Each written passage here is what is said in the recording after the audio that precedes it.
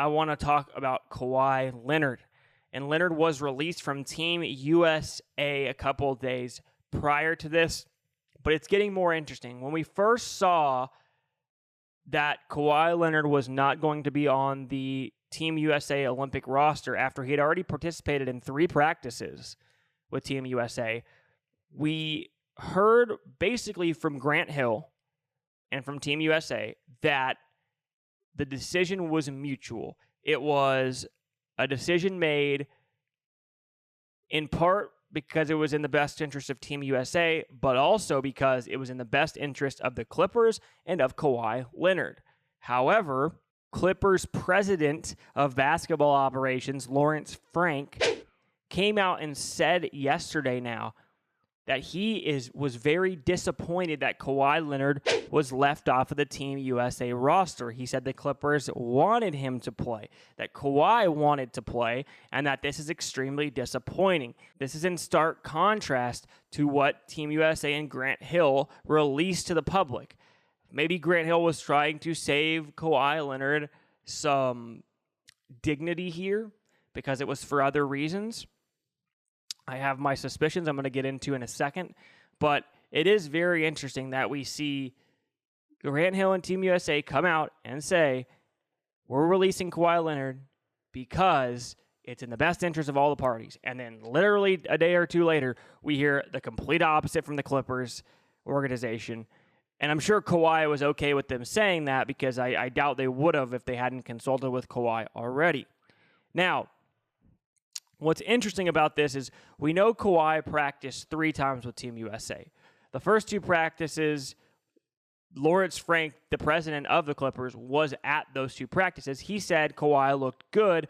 The third practice, Frank was not there, and that was ultimately the practice in which they decided it was in the best interest of the team to go a different direction from Kawhi Leonard. And this is right before they're, leaving to go play exhibition matches overseas. And so here's what I think more than likely happened, right? Kawhi's decisions and reputation, they're catching up with him, plain and simple, right? Sure, when this guy's healthy, he's one of the best players in the world. You remember basically after he won that championship with Toronto, we were literally discussing him as one of the best players, if not the best player in the NBA. It was him, Kevin Durant, and LeBron James. And it was kind of like a conversation of, well, Kevin Durant and LeBron James have been the 2 greatest. And now we have this new guy who has now won 2 championships, 2 finals MVPs. He has been not only a great offensive player that he developed into, but he's also the best defender in basketball. And he might be the best 2-way player in the game. And so we're having this discussion about Kawhi. So there's no doubt when he's healthy, obviously, he's a phenomenal player. And the issue, though, is that since then, since winning that championship with Toronto, he's done nothing but miss games. He's done nothing but sit out the majority of the regular seasons. He's done nothing but sit out big playoff games and desert his team when they need him the most. That is what has happened with Kawhi Leonard over the course of the time since he has left the Toronto Raptors.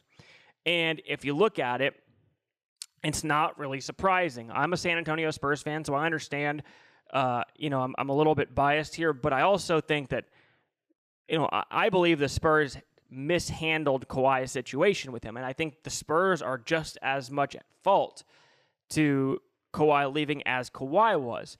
And so I'm not all team San Antonio Spurs here and that Kawhi screwed the Spurs. But when you look at it, right, you have a team who basically handed the torch to this guy, handed him a finals MVP, and he was great in that NBA finals in 2014 against the Heat, but could have very easily given it to Ginobili, who had given them, 15 really good years. Instead, they decided to pass the torch to Kawhi, and they wanted to make him the best player.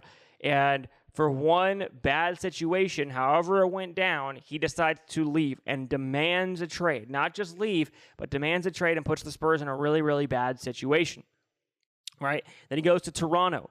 He goes right in, and he's completely fine after basically sitting the entire year with San Antonio out, and he wins a title. Shows that he's still one of the best players in the world.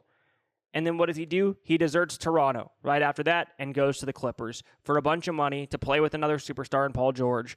And, you know, I think they're looking at this guy and they're thinking, okay, Kawhi's reputation is that he does not care about what anyone else thinks. He does not care about anyone else but himself. He's not a loyal guy. And when shit hits the fan, Kawhi's going to take care of one guy, and that's Kawhi. He's not going to take care of anyone else but himself when shit hits the fan.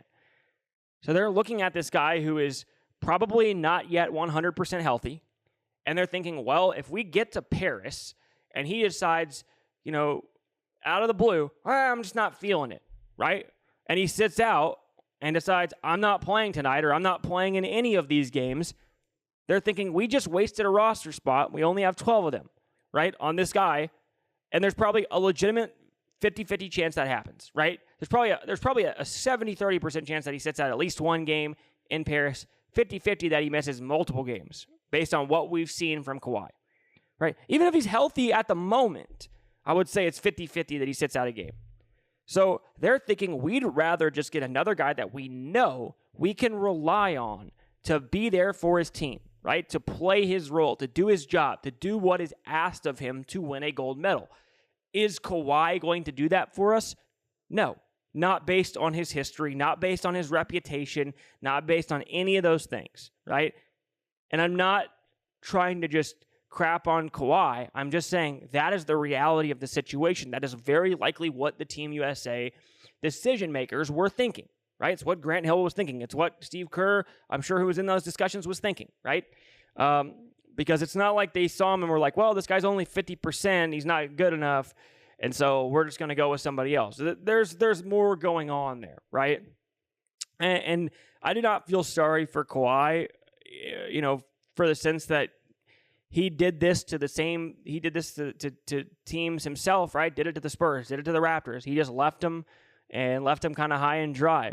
Remember, be sure to like this video, subscribe to our channel if you have not done so already, and please let me know in the comments below any suggestions, critiques, comments. All are welcome. Engagement with our channel helps us massively. So thank you guys for tuning in, and I'll catch you guys next time.